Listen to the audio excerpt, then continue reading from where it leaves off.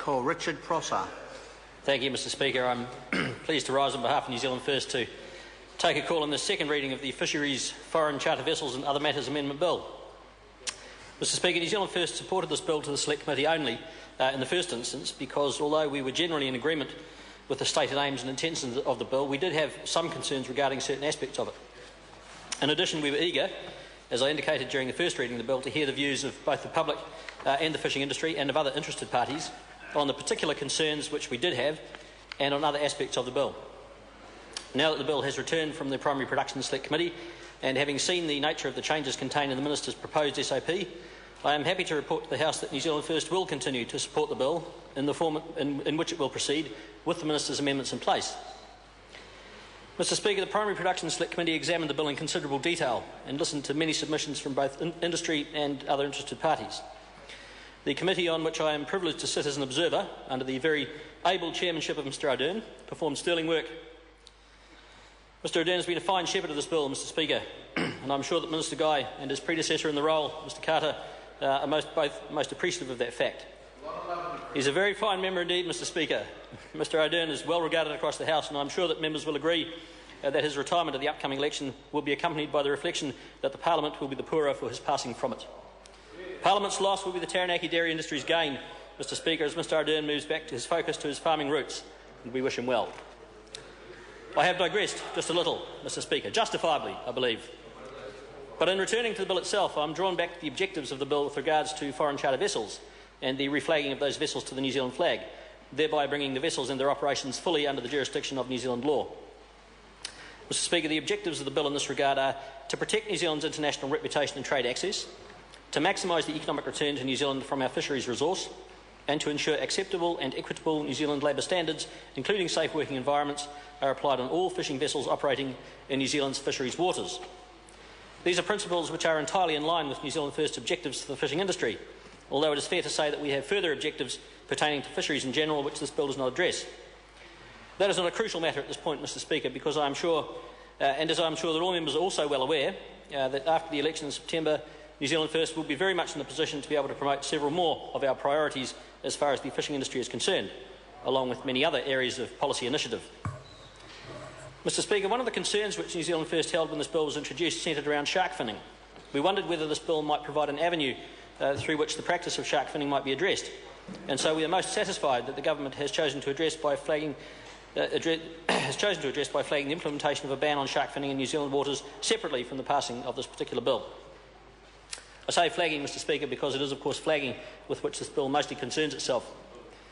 New Zealand First has been supportive of the drive to see all vessels fishing in our waters operating under the New Zealand flag since long before the inception of this bill. Indeed, it is no secret that the New Zealandisation of the fishing industry is of prime importance to us, and we welcome this bill as a valuable and tangible milestone on the road to that very achievable goal. Acceptable and equitable New Zealand labour standards and safe working environments are but two of the enormously important benefits which reflagging will bring to the mostly foreign crews aboard the foreign charter vessels fishing for quota in our waters. Till now, Mr Speaker, and it remains ongoing, we have had the distasteful and unacceptable reality that too many of the crews on too many of the foreign boats working our fishery have had to endure massively substandard living and working conditions on boats which in many cases should probably not even have been on the water. Floating rat holes, Mr Speaker, is how they've been described by more than one observer. Rat-like living conditions and slave labour wages, accompanied by physical abuse and worse at the hands of owners and officers. This state of affairs simply could not be allowed to continue, and with the passing of this legislation, it will not continue. FCV owners will be required to reflag their vessels to the New Zealand flag, bringing wages and living and working conditions into line with the requirements of New Zealand law. Mr Speaker, one of the concerns we held regarding this bill prior to the Select Committee process was the time it was proposed to take for the reflagging exercise to be undertaken within. By that I mean the time frame which was to be allowed for boat owners and quota holders to complete the reflagging process. 4 years was the suggestion, and our response was that we could not understand why it should take so long and why it should be allowed to take so long. We called for the process to be completed within 1 year. Having listened to the submissions of the industry during the Select Committee process, Mr Speaker, I now understand the reasons behind this. We now know that the process of reflagging a vessel from one nation's flag to that of another is by no means a swift or easy undertaking. It involves a not insignificant administrative exercise and no small monetary cost.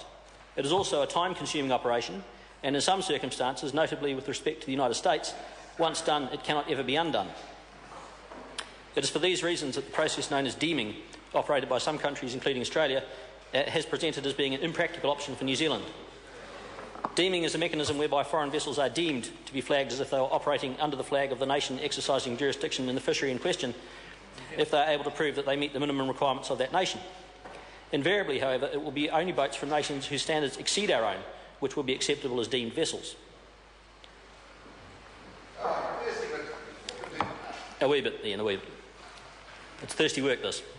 We are heartened that the Minister's proposed amendments will remove all but one of the exemptions suggested from the reflagging provisions of the bill.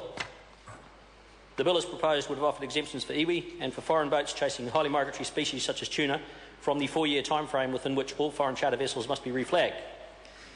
Mr Speaker, the use of FCVs in the New Zealand fishery was only ever meant to be an interim measure to step on the road to the fishery becoming completely New Zealandised. It has now been in place for around 20 years, and frankly, we believe that that is plenty long enough. Arguments by iwi that the inability to access low-cost labour in the form of foreign charter crews for the purposes of harvesting their settlement quota will diminish the value of those settlements are not arguments with which we agree. The reluctance on the part of some iwi members to take an active role in crewing boats harvesting iwi quota because of personal reasons or because of a disinclination to go to sea for the required period is not, in our view, a suitable reason for wanting others to have to live in floating rat holes and subsist on slave wages. New Zealand-owned boats do offer good living conditions and good wages, and they do so profitably. We see no reason why iwi cannot operate a similar model to the one already proven by other New Zealand companies. In the case of highly migratory species, and tuna in particular, we are persuaded by arguments that there are enough New Zealand vessels available, or if the fish are there, that there will be enough boats to harvest such tuna as move through our waters during the period of the season as it presents.